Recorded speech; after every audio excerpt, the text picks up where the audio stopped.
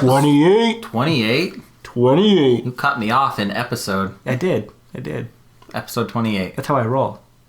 Because you're a bum. I'm a bum? I couldn't think of anything insulting. You're a bum. You're a bum, sir. That's pretty funny. Buttocks. You know, I want to say thank you. We've had quite a great response from the Amazon affiliate link, but we're only one item away from bumping up our percentage. Bumping up the percentage on every order for the month. Mm-hmm. So is that going to be you? You're going to go to whichsidepodcast.com. You could honestly just buy something for 99 cents. Yeah, and it would bump up the percentage for every order. Our percentage for every order, which would bump us up from like, I think we've made like maybe $5 right now, and it would bump it up to like $8. And no, but seriously, that's $5 we didn't have, and thank you guys. Yeah, no, totally. It's $5 that we can put towards the hosting fees. Yeah, so it's super stoked. I'm super excited, and it's awesome that you guys are pulling through on it. So thank you. So just go to whichsidepodcast.com, click on our link, and go from there. I want to add the VEG on the banner link. Go buy the VEG through Amazon. Okay. We get a percentage, and Compassion Over Killing gets a percentage. It's a win-win for everyone. Totally. You get an awesome vegan egg yolk product. I've been curious to try it. I guess you have to mix some sort of thing with it to make it solidify. To make it solidify. Yeah. I've been meaning to try it. Never gotten a chance to. Yeah, I really want to try it. I really want to try to do the solidify to make deviled eggs. Oh yeah. So go buy it through Amazon, through us. Try to make the deviled eggs. Tell me how it works, because I want to. Yeah. But what's going on this week? Not very many events. No, there really isn't. But we do have our game day we're setting up. Yeah. We want to get together on the 1st at 3 o'clock at Liberty Park. Mm-hmm. We're gonna do it anarchist style, and we're gonna have like bocce, basketball, kickball. There's the park there for kids, and we'll figure out what games we're gonna play by consensus. Meaning, I'm gonna make everyone play bocce. And I'm gonna make everyone play basketball. That's how it works. How's that work? Well, I'm not gonna let the consensus end until we all decide on bocce. But I'm not gonna let it end until we all decide on basketball. We're gonna have a lot of deep discussions about the benefits of each one, and the pros and the cons, and we'll figure it out. We might have to go separate into committees and figure it out that way. But I think that bocce is kind of degrading towards women. No more degrading than basketball. There's a WNBA. I would say way more degrading. Basketball is way more degrading. There's a WNBA. My point exactly. All right, I concede. Bocce it is. No, but yeah, there's going to be all sorts of games over there. Yeah. 3 o'clock. At 3 o'clock, just get together, meet some new people, have some fun, and we'll kick it anarchist style. Speaking of degrading towards women, we talked about DGR a little bit. Deep green resistance. The whole transphobia thing, it's just bullshit. And you bringing it up again is just making me angry again. Yeah, I am irritated already by Lear Keith. By them in general. Lear Keith being an anarchist who called the cops at an anarchist book fair because she got pied in the face. Which she deserved. She did. And then Derek Jensen, he wrote a book. He wrote What We Leave Behind as one that I was really pissed off at when he copped out about veganism, saying, "Oh, I have Crohn's disease. I only eat locally, and that's sustainable." It's not sustainable to eat locally because not every person in the world can eat that way. Especially eating meat locally. And that's also a highly privileged lifestyle. It's very privileged, and if you believe that being a trans woman is a male privilege, then what about your privilege of eating meat? Like, whatever. Yeah, I don't even want to go off on it. I tried watching that video that was on Earth First. The Earth First posted about it, which is basically them describing why they're choosing that way. I couldn't do it. It just angered me so much. So if you're a follower of them, just fucking get away from them. Like, it's not going to help the movement at all in any movement to disenfranchise. And if there's already disenfranchised, if there's, I feel if there's any current things that are going on within the community that they're a part of, finish them up, but cut off ties. Yeah, seriously. If that's what you have to do, we don't need them to organize. Mm-hmm. Like, don't let that. Like, that's just it. You don't need them to organize. Yeah. If you're working on something with them, just cut the ties. Mm-hmm. As far as I'm concerned. That's how I feel too. But yeah. Now I'm angry. Yeah. But Dave Dave was really nice. Yeah, Dave was awesome. Yeah. So we got Dave on. He writes zines. He travels across the country by his thumb. Mm-hmm. Or as he put it, a stick and a handkerchief. So yeah, he travels, makes some zines. He has a couple awesome zines that I'm gonna get. One all about vegan fast food across the nation, and one about rating vegan pizza across the country. Super. By country, I mean the United States. If you're outside of the country, sorry, but if you're gonna visit, get the zines because they're awesome. Yeah, totally awesome. So yeah, he's seems like he was a really awesome guy. Looking forward to he's going to be coming through on the Warped Tour. You know how we kind of went off about Kansas a little bit? Yeah. Kansas is one of the states that haven't listened to our podcast out of all the states. Is it really? Yeah. There's like 6 states that we have 0 listeners in. Which I think is kind of funny. Yeah, because we have. I think it's funny that we have that many in the other states. Well, yeah, but we also have other countries. Yeah, and stuff like that. But for some reason, like Kansas. Nope. If you guys know someone in Kansas, make them download it just so we get at least one. Yeah. There's also, I think, Rhode Island, New Hampshire, Montana, South Dakota. But we got the North. We do. We got a lot of friends up there. Might not. So, yeah. Yeah, so that's... And if you live in Kansas, I'm really sorry. Yeah, just get out. Yeah, I'm really sorry. Sorry. Fuck you, Kansas. Which side are you on? Which side are you on? Which side are you on? Which side? Which side are you on? Which side are you on? Which side are you on? Which side are you on? Which side are you on? Hey, can you hear me? Yeah. Yeah, just fine. This is Dave, right? Yeah, hey. Hey, Dave, I'm Jeremy. And I'm Jordan. Hope you can tell us apart. Some people have a little bit of a hard time. But if you can't, just yell at us. We're cool with that. You guys do sound a lot like, is that like a Utah accent or something? It could be. We're around each other a ton. Yeah. So that could be it too. Oh, so it's a best friend accent then. Yeah, kind of. I actually married Jordan's sister, so I'm kind of forced to be around him. Yeah, I found that out a few episodes ago. I was listening to some of the back episodes to get an idea of what the show was like, and I thought that was really weird. Yeah. It is kind of weird, actually. or convenient, whichever. Yeah, I feel lucky, though. I married into a family where, you're full of vegan straight edge, and, you feel right at home, so it just works. Anarchists. Yeah, an anarchist, so... Yeah, that's perfect. Yeah, totally. So, you make zines.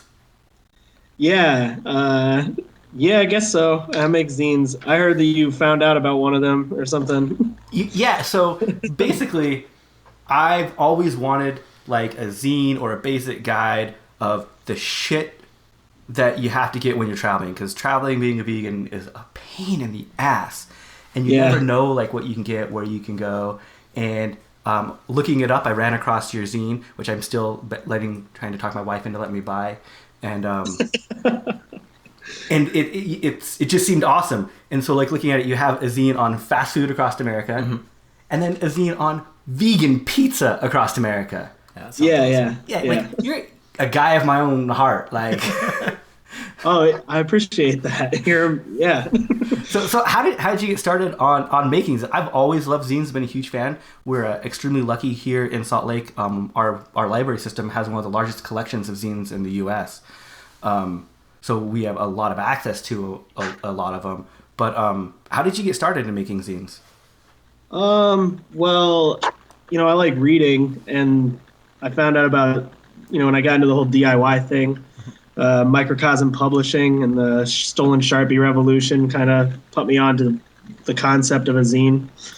And then I wanted to be like a published writer or whatever. And after a while, that didn't really seem practical or even fulfilling. So I just decided to publish myself. It just came as common sense, I guess.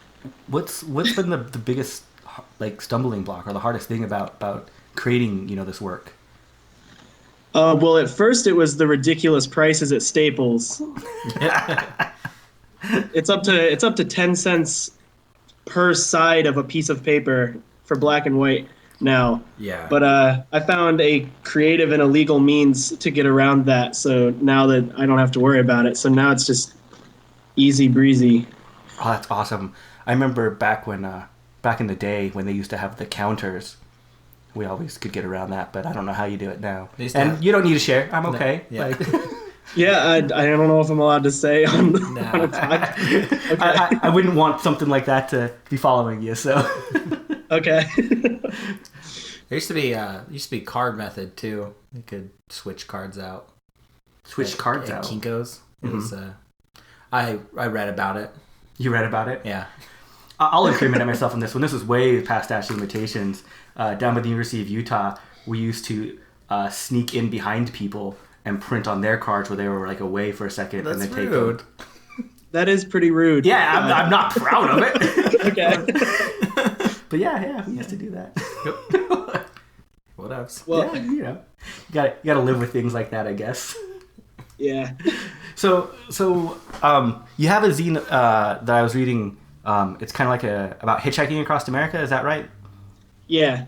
So you personally hitchhiked across America? Yeah. Me and my best friend have hitchhiked around about 30 of the 50 states at this point. Are you going by rail, or are you going by just car, or? We hopped a train once in Raleigh, North Carolina. It wasn't as cinematic as we thought it was going to be. It's been mostly by thumb, or people gave us money for bus tickets sometimes. The train hopping can be pretty scary. If you don't get on the right kind, you could be on what do they call them, a suicide train that doesn't have a bottom to it. And yeah, you gotta be really careful. Yeah. It's always scared me. I never did it. Yeah. So where did you ride the train to? Well, it wound up going to some like little town called Hamlet. It was about 80 miles away, but it took like 6 hours to get there. Holy cow! And it kept stopping. Like the train would just stop in the middle of the woods, and we didn't know what to do. and then what it was doing is it kept adding more cars to the train, and we were inside of a grainer, which is kind of those like chubby like kind of cars. On each end of those particular cars, there's like a little cubby hole, and we were stuffed into one of them. And every time a train would get added, because they just back up into it, it would sound like you were inside of a shotgun that was being shot. And it was pretty terrible. It was our first time though, and we'll try it again, and I'm sure it'll be just like in the movies. So did you have to stay in like a little cubby the entire time? Yeah, it was pretty awful. Were you able to communicate with your friend at least? Yeah, we were right next to each other, stuffed in this little hole, and I'm really good at falling asleep in weird places. Mm-hmm. So like I started falling asleep, and she didn't. Yeah, I've heard horror stories. I don't know if I would be able to hop a train ever. I've only heard stories about people getting on the wrong line and ending up in a different state than they intended. Yeah, but that could be exciting. I feel like most of the horror stories I've heard revolve around scumfuck kids who are drunk beyond belief hopping trains. That's what it seems to be the gist of it. If you're of a sober mind and you actually know what you're doing, it's honestly not that scary. With Ian, he was telling us about a story one time when he hopped on a train and it was one of those suicide trains that you're not supposed to get onto. It's just not safe. And someone saw them before they left the station, while they were leaving the station, and they stopped it. And the police got them off the train, and they were thankful because they didn't know. Yeah, I think when it comes to hopping trains, I'm more afraid of the police. And Yeah. actually, same goes for hitchhiking. The scariest thing about hitchhiking is the police. So, like, what kind of charges is it with hopping a train? Uh, Trespassing, obviously. Yeah. I think that's really it. But depending on the part of the city or town, usually maybe a small town, they're most likely going to have that one lonely cop who patrols the yard for some reason. Yeah. Yeah. I've heard rumors about those sort of, they call them the bull like beating the shit out of you just because you're there and you got to respect the rails. But sometimes they'll keep you in a cell for a couple of days. So it's kind of at the discretion of whatever lunatic with a badge finds you. What's the biggest horror story from just normal hitchhiking with your thumb? Well, okay, I have one. You sound like you have more than one. Well, honestly, they're few and far between. Hitchhiking has been amazing, and it converted me from a misanthrope to someone who kind of sort of loves people, maybe. But we were doing an East Coast tour from New York. I'm from upstate New York, all the way down to Florida and back. And we were in Baltimore, and we were trying to hitchhike just to the next city, so D.C. And a car pulled in, just zoomed in. We were by a gas station, and it was. She immediately starts just like getting a bunch of like radios and garbage out of the back seat of her car. And I was like, hey, I was just trying to make conversation. I was like, hey, what's all this junk for? And she very candidly goes, oh, don't you know what Baltimore is known for? And I'm like, no. And she goes, heroin. I'm a heroin dealer. I exchange heroin for this stuff. And just like that was the first thing she said to me. We had been there for many hours, so we just went for it. Sometimes I'll do dangerous shit just because it'll be fun to write about later. Yeah. Which is a terrible idea, but Totally, but awesome. yeah. So we're riding with them, and she had like a bottle of some spirit alcohol thing. She wasn't drinking it though, so we were like, okay. She was driving very erratically though, and she kept missing her turns on the GPS. And every time she missed the turn, she'd scream at her girlfriend in the passenger seat like it was all her fault. And then it was like she just gradually got faster and faster. And then out of nowhere, she goes, that's it. I got to do this right here. And I'm like, do what? And I kind of peek around the seat. I was right behind her.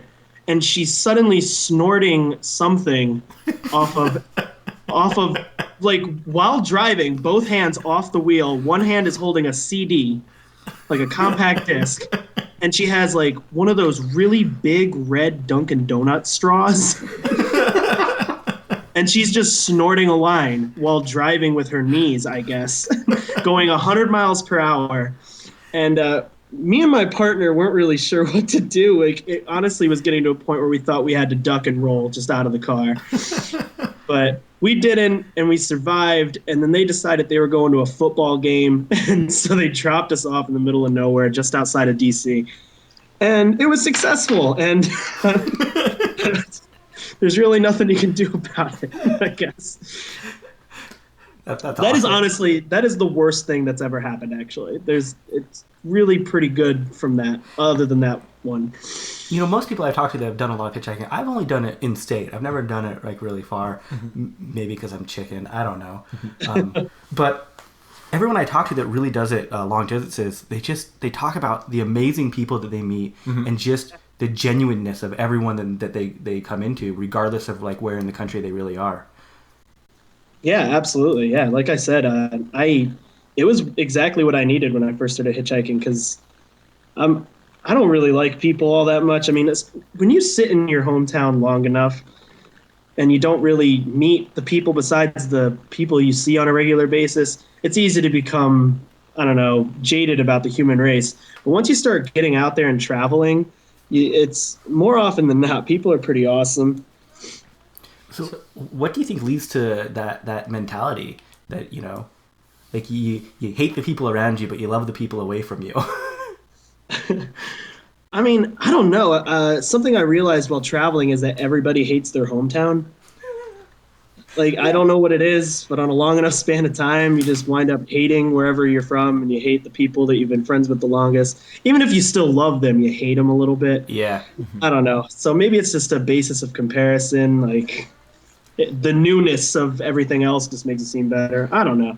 I know for me, I had to move away before I actually realized How much it's not so bad, you know. Yeah, I've done that. I've been on tour before. I remember we actually, I was in a folk punk band, and we played the very last Planet X Fest, and I remember just longing to be back home for some reason. Really? It's just been a really long road trip, and we were just kind of at each other's throats, and we just wanted to be back home. You know, what I've always found weird, have you ever been to Salt Lake, by the way?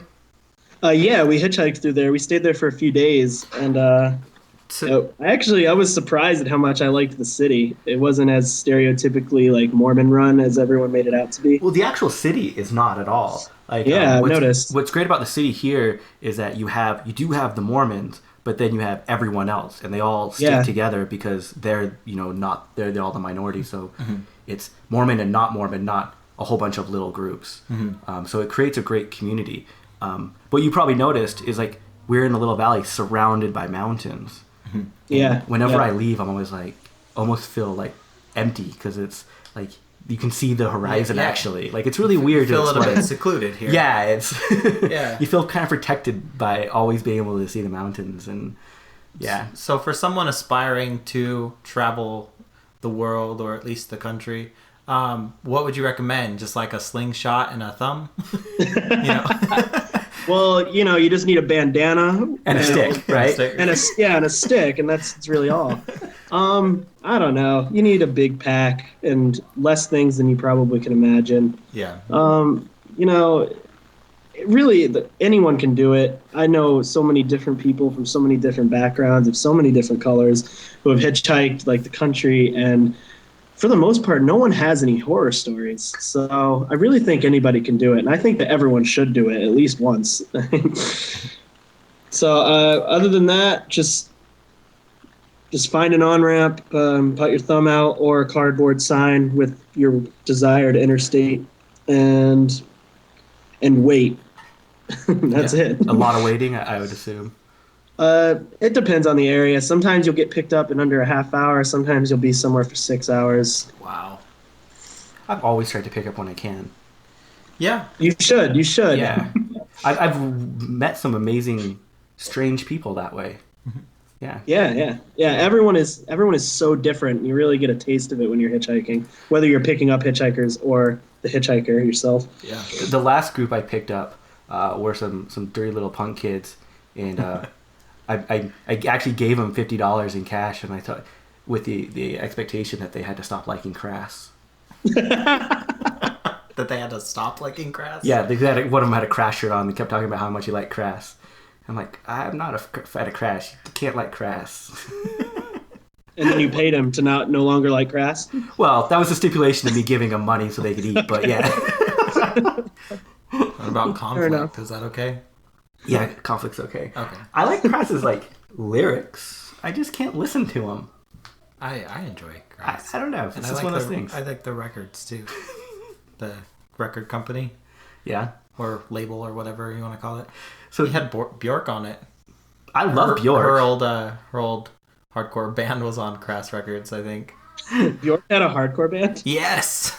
What are you talking about? On Crass Records even. Really? Yeah. That is, I don't know if you're fucking with me. Or I'm not. No, he's not fucking with you. That's totally legit. Legitimate. Oh, all right. I'm gonna Google the shit out of that. That sounds awesome. Do you always travel with a partner? No, not always, but the bulk of my traveling was with a partner. Yeah. I've always heard that you get picked up the easiest if you have a male and a female. I don't know how true that is. I've heard that too, and my partner was a female, and it seemed to come in handy. Though sometimes there were a few people who would say something like, "Oh, I didn't see the guy." Oh, really? Yeah. And then it was kind of just awkward because he like begrudgingly brought both of us to the next stop, and who knows what would have happened if it was just her. Like I don't know. That's awkward. Yeah, that Yeah, does seem it is, but awkward. it happened several times. I mean, that's an inevitability. You wind up meeting a few perverts and a few racists here and there. Did you get any religious nuts that tried to convert yeah. you to Jesus? Yeah. In Florida, some lady. We actually went with her. She was a what are those people who you got served people? What are those called? You got served. Like evangelicals or? No. Like their job is to serve people subpoenas and stuff like that. Oh, yeah. What are fuck's those their job? called? I don't What's know. the title? That's terrible. I don't know. Servers. yeah, like a constable or something like that. I don't know. Yeah.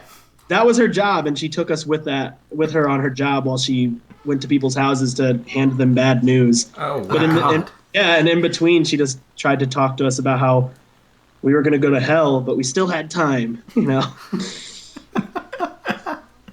I just tried to change the subject, and she wouldn't let it happen, but the rides always end eventually. Have you ever thought about recording these stories instead of just writing them down for zines? No, actually, I haven't. I think it'd be fantastic to be able to, like, you know, hear these stories and actually get them out, because I would listen to them all the time. Oh, yeah.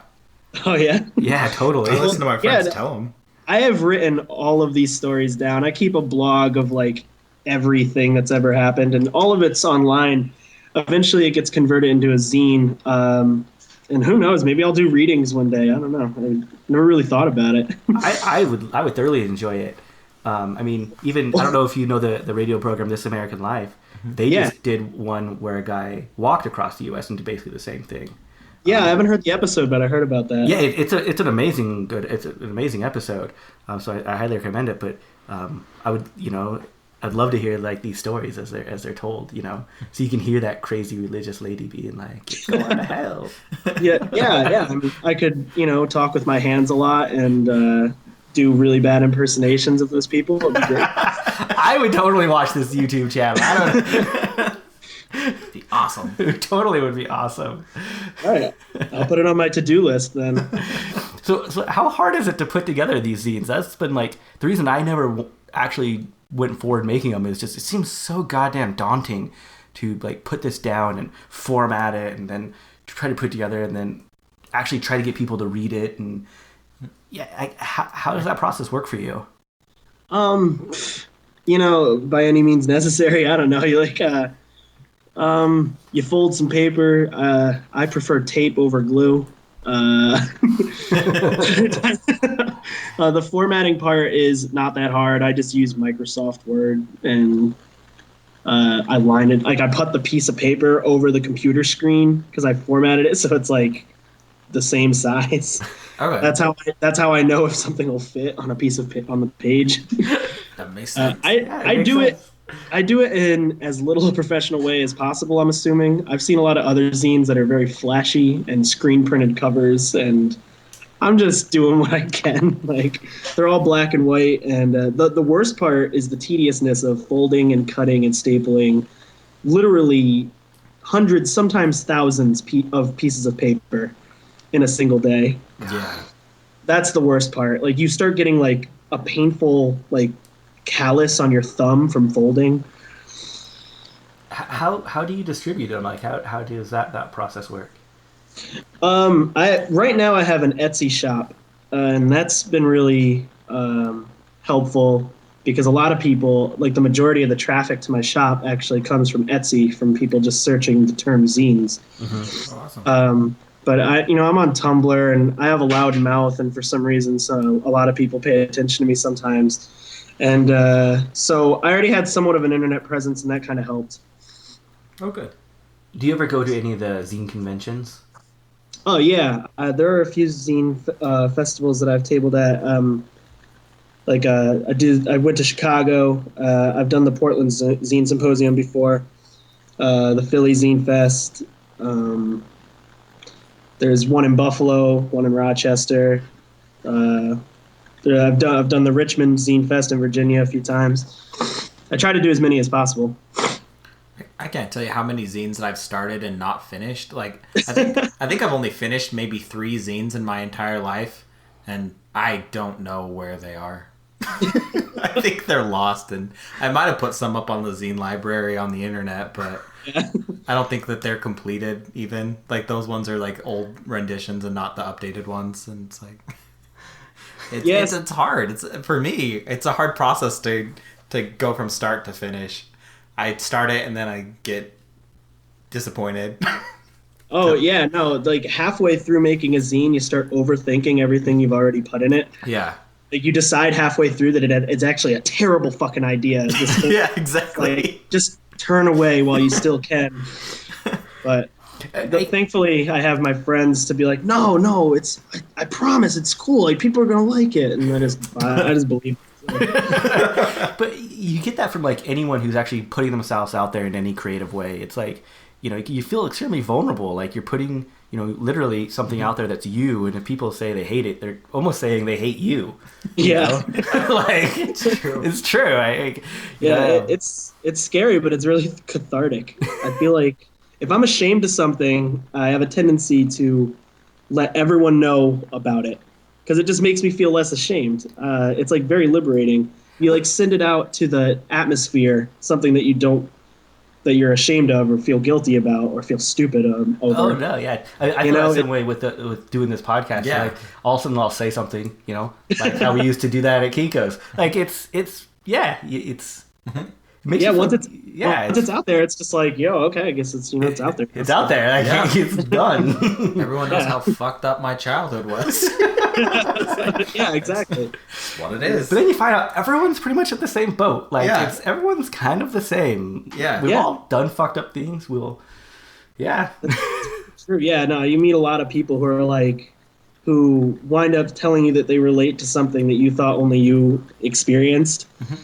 And, you know, it's cool. And you feel like not so much of a shithead or whatever. So, how long have you been vegan? About 5 years. What got you really started going down that road? When I was 14, I stumbled across a PETA 2 tent. And I read their literature. And that was all it took. I just read something. And then I was like, oh, okay, I got to stop this now. Were you into the punk rock culture at that point? No. No, I was raised on country music, and my version of rebellion when I first started going through puberty was listening to pop music and DMX. So, because that's the exact opposite of country music. Okay. Yeah, it makes sense. Yeah. Yeah, and like most people, you know, say that they found out about straight edge through Earth Crisis or Minor Threat. I found out about straight edge through a girl named Biff Naked. Okay. Yeah.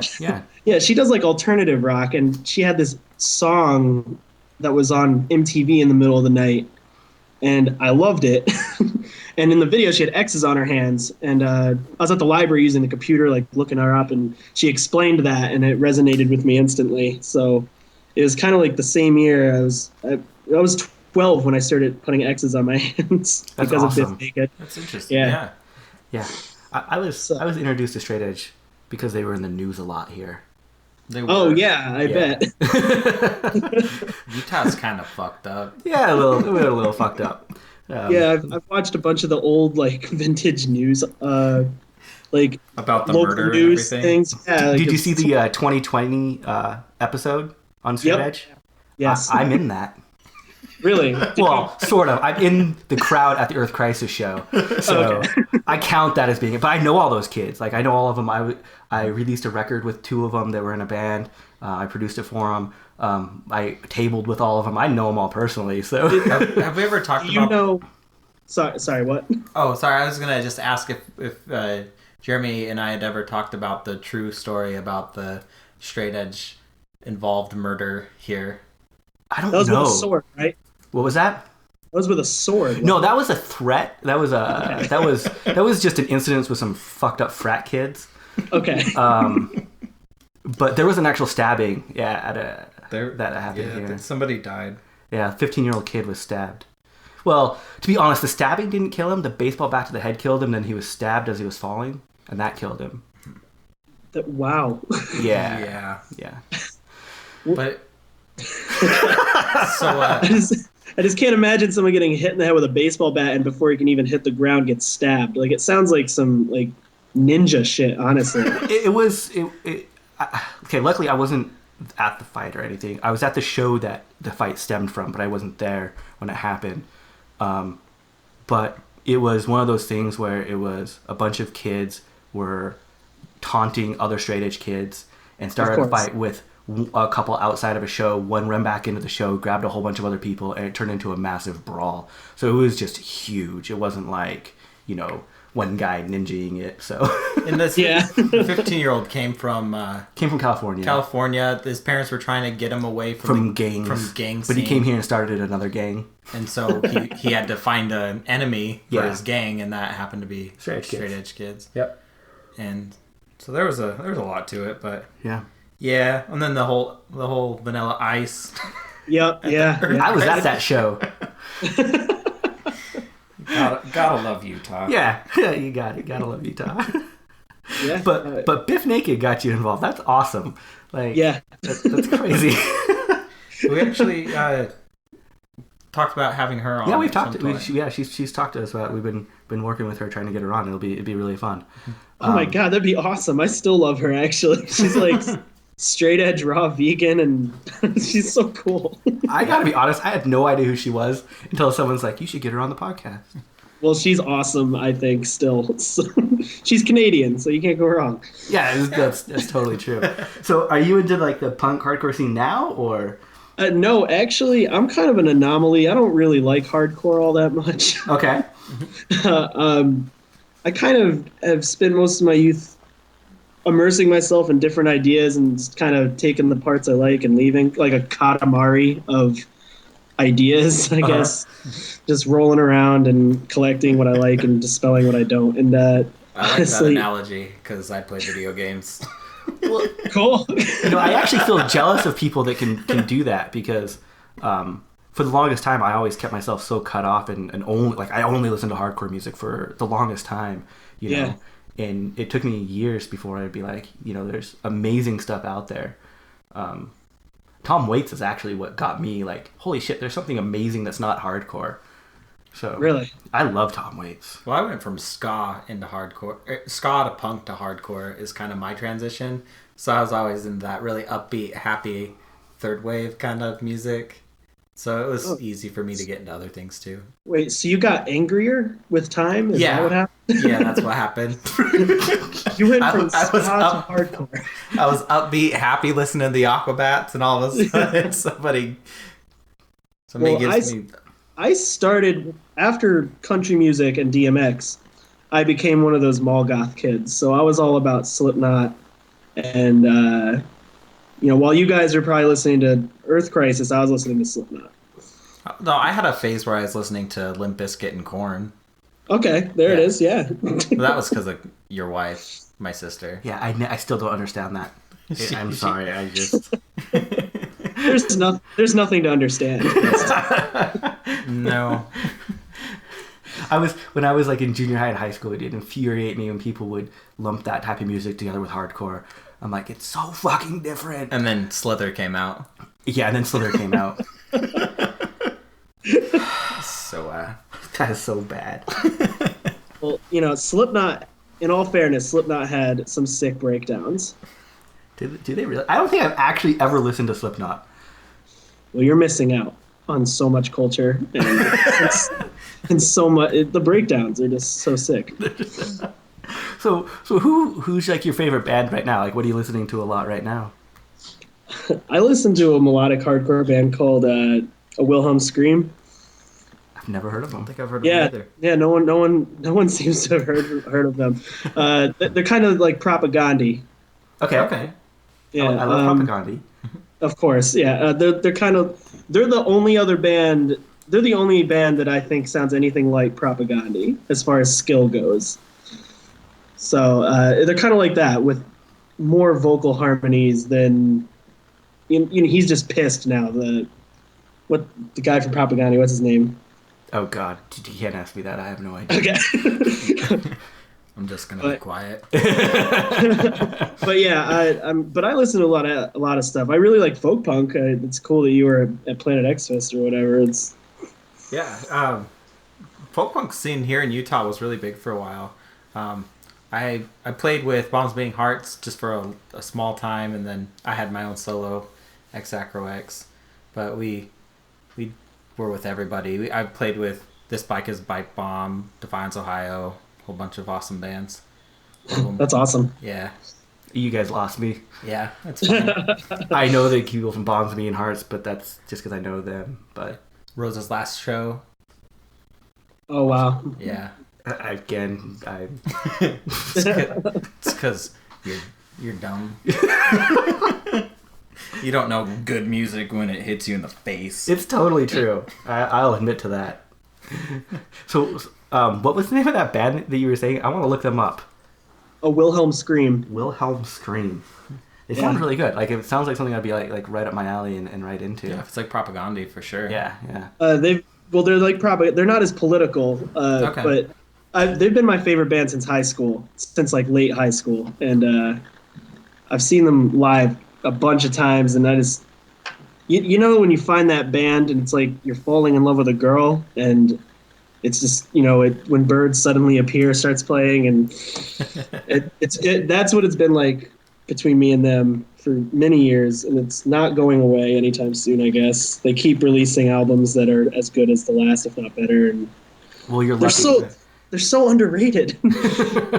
Yeah, that's super lucky to have that. Mine, I had that with Harvest. I fucking love Harvest Harvest. is amazing. And fuck them for breaking up. I'm just gonna say it.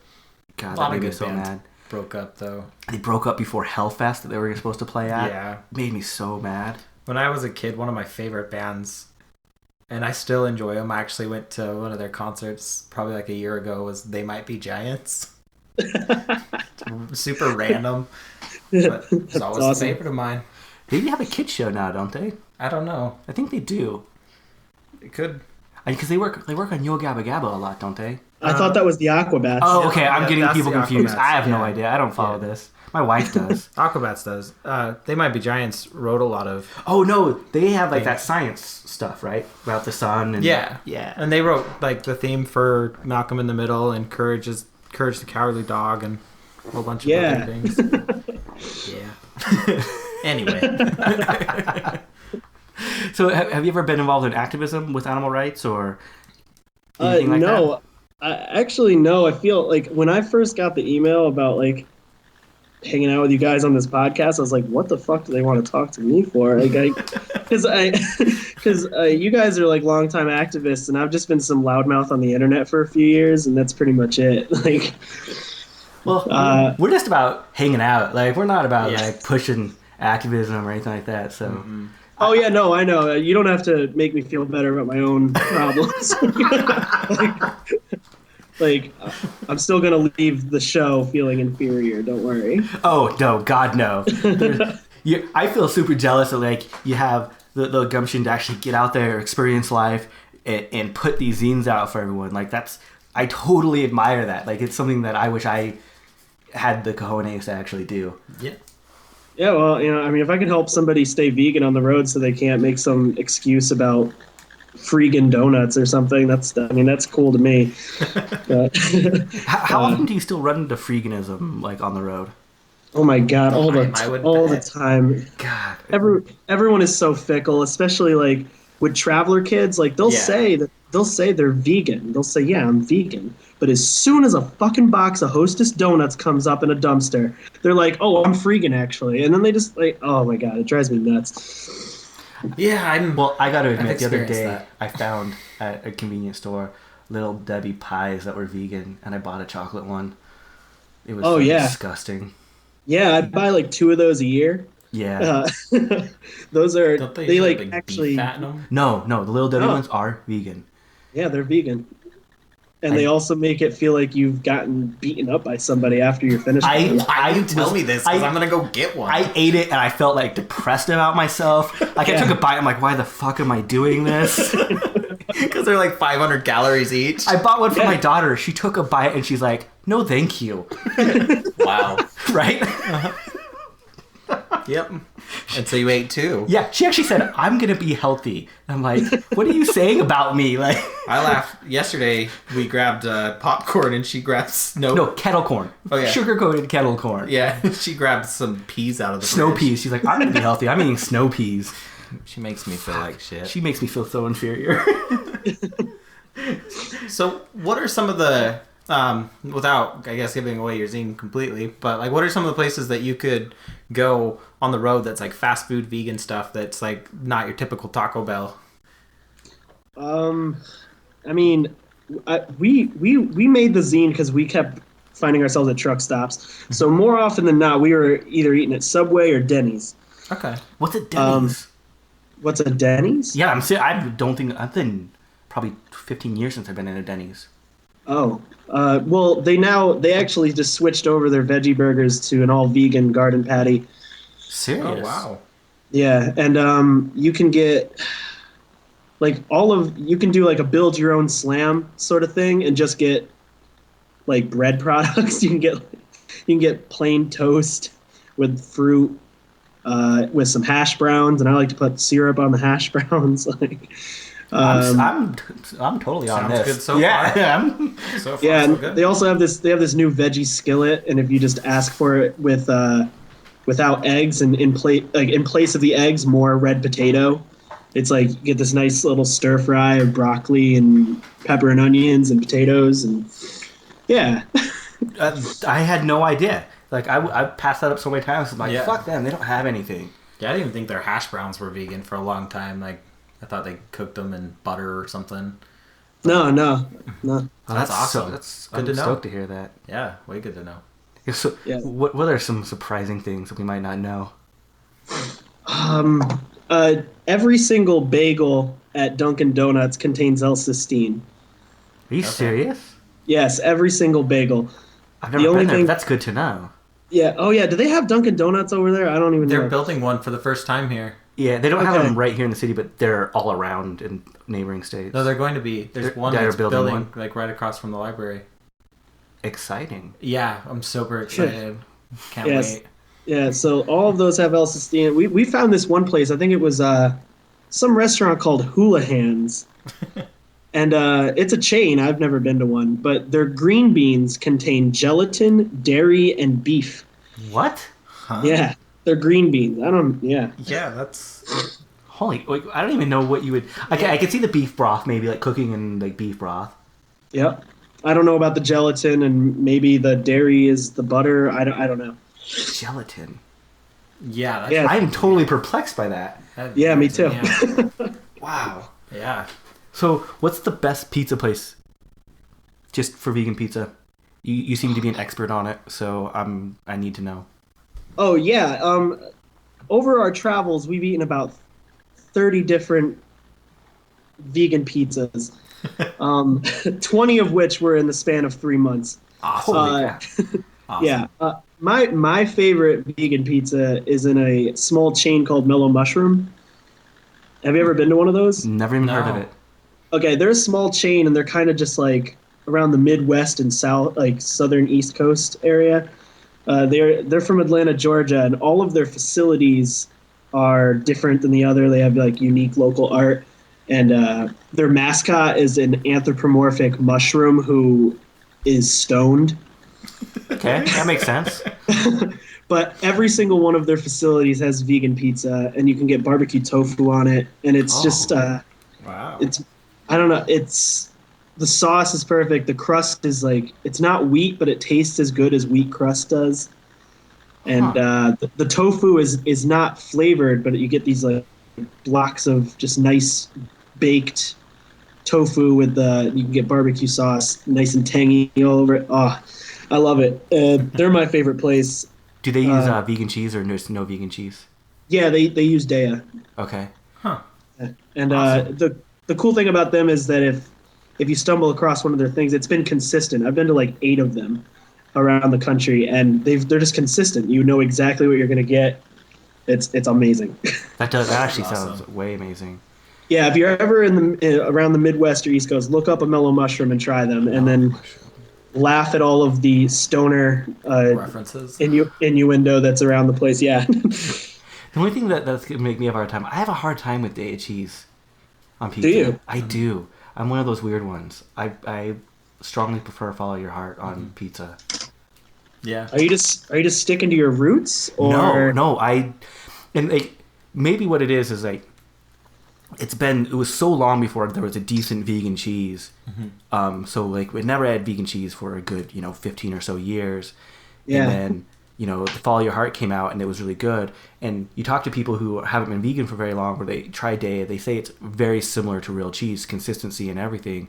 And the consistency is what kills me. Like maybe it was so long without cheese, I just can't handle the consistency anymore. But That I makes think a lot of sense. places use too much too. Where in replace they think it's like real cheese, and so it'll come out like a pile of snotty goo. And you're just oh like, yeah, yeah. But some people are down with that. I think it will get. I've had really good results mixing the two brands. Yeah, no, me too. I think that's the best way to go about it. Yeah. wait, mixing Follow Your Heart with Daya? Yeah. Uh-huh. Holy shit, that sounds. I will probably have to try that. It makes the best mac and cheese if you're going to make mac and cheese. Because you get the stringiness of the Daya, but like the flavor of the Follow Your Heart. I do like the wedges better than Follow Your Heart now though. Yeah, the Follow Your Heart wedges are nice. Or the Daya wedges. Yeah. Yeah. They're pretty good. I have not tried the wedges. Have you seen them?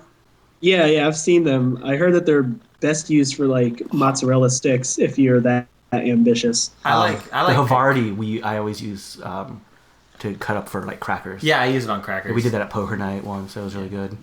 Nice. Yeah. That's awesome. We're fortunate to have multiple vegan. 3 or 4, right? Yeah, 3 or 4 vegan pizza places. Pizza places here, yeah. Not fully vegan, but We ate at Estes. yeah, Estes is like New York style. I love Estes. Well, I loved it when they had Follow Your Heart. Yeah, and then we have the Pie Pizzeria, which has. Oh wait, you guys are starting to sound like a robot on my end of things. Oh, wait. better. Say things. Yes. Okay. Yeah, we had the Pie Pizzeria as well, and That's where the sword incident happened that you were talking about. yeah, Yeah. it did. That happened at a pie. It happened to Underground Pie, right? The underground pie down by Yeah. VU. Yeah. Yeah, and they have a lot of vegan options. Then we have Mountain Mike Pizza, Yeah. which is I think only here in California for some reason. Yeah. There's like 2 here and then the rest are in California. Oh wow. Yeah, actually, I was surprised at like how vegan friendly Salt Lake City was. We ate at Estes. We ate at Estes twice. Their pizza was amazing, and one of the guys there, like, he just came out and gave us free donut holes with agave, and Sweet. we were like, thanks, and we were like, what did we do? And he said, I just had a feeling. That's what he said. I love the owner. I've seen the owner yell at people for using forks on pizza. Like he just lectures them. They have Forks a are thing for about salads. they have a thing about no pineapples on the pizzas. Yeah. Yeah, no ranch. Yes. Yeah. It's hilarious. So how would you rank them as far as pizza goes across where you've been? Well, in the Pizzatarian zine that we released, we actually it's reviews of all the pizza places we've been to, and we rated each pizza place on a scale of 1 to 5 slices of pizza. Uh-huh. We gave them 4 out of 5. Oh, awesome. Yeah, we liked the pizza there a lot. Yeah, I really like it there. Yeah. We also fell deeply in love with Vertical Diner. Okay. Okay. Yeah. They had those like buffalo tigers, I think they called them. Yeah. Yep, they They have those. started Yeah. that because of me. Oh, cool. They did. I know. I was there. Thanks for doing that. You're welcome. Well, if you're in town, we're always having like new vegan restaurants, and like we have like a vegan hot dog cart. Oh wow. We have there's a new like sub sandwich that's all vegan place. Like it's a great community. We have 2 vegan bakeries. Holy shit. So yeah, like if you're coming through town, just send us a note. We'll totally show you like the best fucking places. Mm-hmm. Okay. So- Yeah, I'm gonna be in Salt Lake City later this summer. Actually. Oh, awesome. Yeah, I don't know if this is gonna be laughed at, but I'm actually touring with PETA on the Warp Tour Okay. this summer.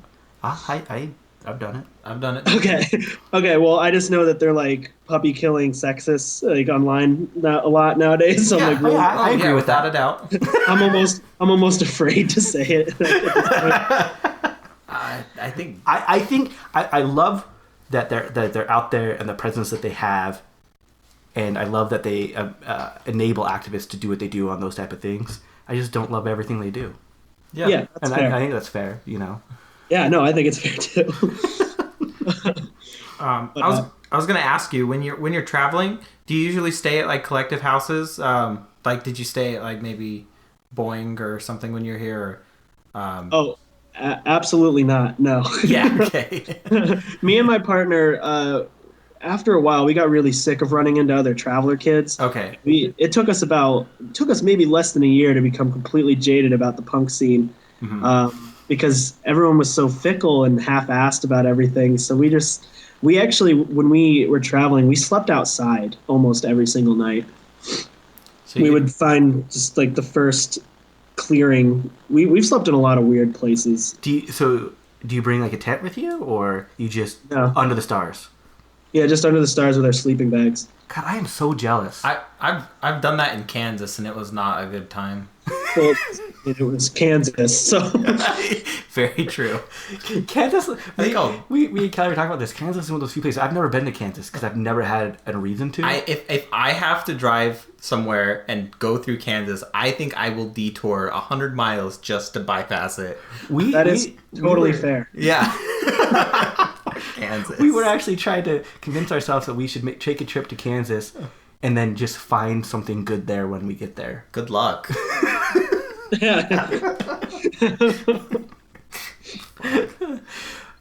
You had a run-in. What was that band you guys had a run-in at that house show that made you really jaded? Yeah, so when we were in Kansas, we just had shows scheduled, but we just stopped in this small town, and they were having like a carnival or something like that, and so our goal was find like the most alternative person we could find, whatever, like ask them if we could stay with them or something like that. And we ran into some people, and they were just like these really stoner looking kids, and we're like, can we play a show for you? Maybe. And they're like, yeah, as long as we can play one for you guys. And we're like, yeah, totally. And so we all play, and we're folk punk, whatever, blah, blah, blah. And then they're like, oh, interesting. Then they got this, like, really, like, I probably, very new metal, like, just, it was not a good fit. And they were being totally cordial, though. It was pretty sweet. They were just getting stoned, and that time I just walked outside, and it was even more terrible because it was super hot inside their house. And in Utah, if it's hot inside, you just walk outside and it's nice and cool. Nice, yeah. I walk outside and it's humid and worse outside than it is inside, and I'm like, fuck this place. I just want to go home. Not a good time. That's after just seeing corn for miles and miles and miles and not any of it being edible. I've made that mistake. Have you ever made that mistake of like getting some corn and realizing, oh, this is for cattle or this is for fuel? Oh, I have. No, oh, God, it's so disgusting. Yeah, fuck. Yeah, I don't recommend doing that, by the way. I won't. So what's your favorite city you've been to in all of your travels? It's hard to not say something predictable, but I guess like Portland, just because it's this like vegan like Mecca. Heaven, you know. It's pretty much it. We really liked Minneapolis. I've never heard someone say Minneapolis. Like Twin Cities, it's a cool hub right there. I've never been there. I don't know.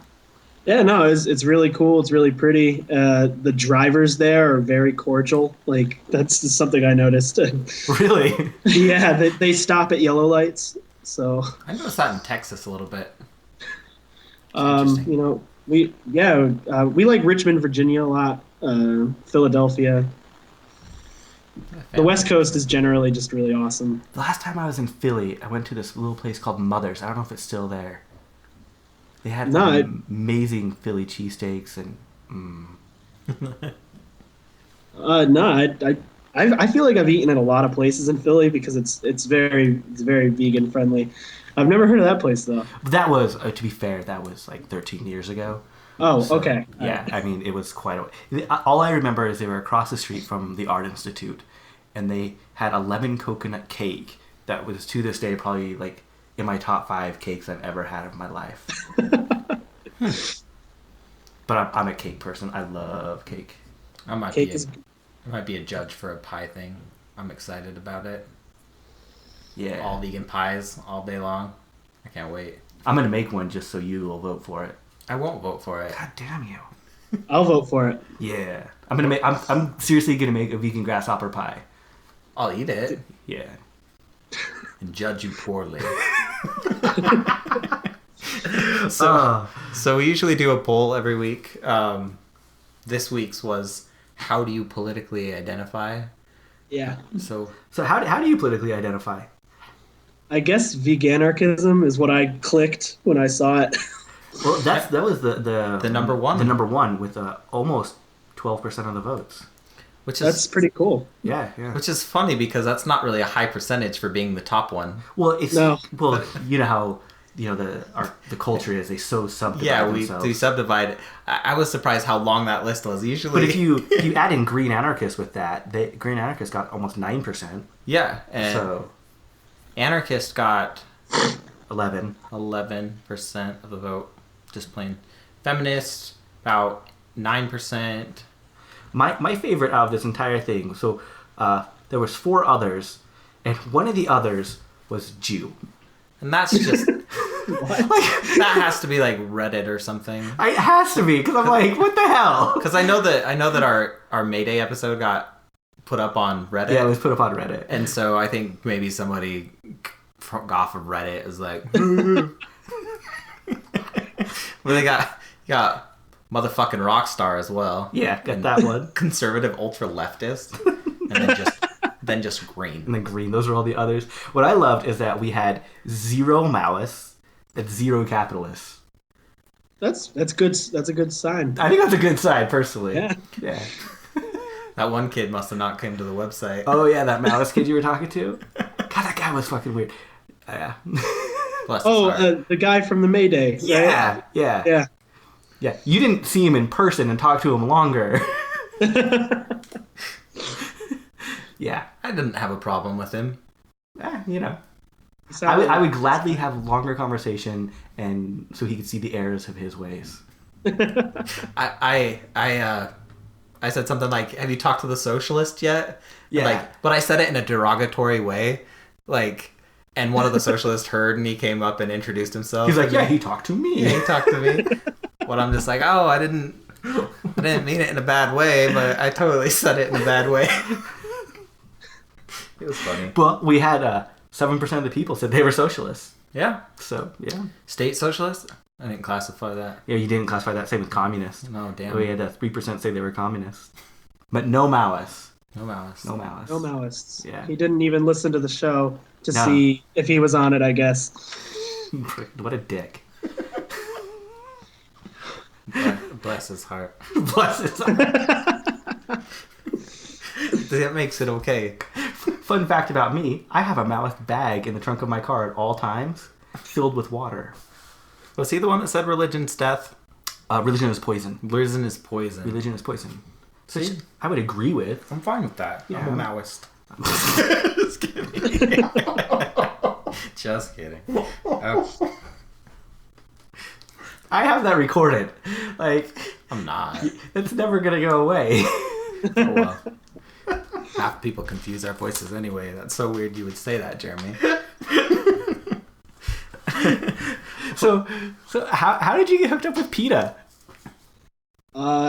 It's something I'd been wanting to do for a few years because, like I said, they were the ones that put me on to animal rights 11 years ago, and so it was always, once I found out that people actually did that, I wanted to do it, and then I decided to hitchhike around the country instead. But this summer, my partner is kind of out of commission, and I needed to find some other way to make my summer worth experiencing. So I finally applied, and I guess I was good enough or something. Yeah, it's a lot of fun. I've done it. I did it with local organizations that were help supported by PETA. It's a lot of fun. You'll meet a lot of interesting, fun, people. And half the time you're allowed to leave and listen to a band you want to listen to if you want to do that as well. Yeah, that's cool. I mean, it sounds awesome because like I get to travel, I sleep on a bus, and I get to talk to people about veganism every day. So it's perfect. It's perfect for at least a month of my summer, I guess. Yeah, I know that Vegan Outreach often does it too. So if by chance next time you want to do it again, you could always go with Vegan Outreach. Yeah, that'd be awesome. I table their literature sometimes. Like I book concerts in my city, or at least I haven't in a while. But I always tabled Vegan Outreach's literature because it's the most concise. I agree. Yeah, well, we talked with Vic from Vegan Outreach. And that's all he does is travel the country.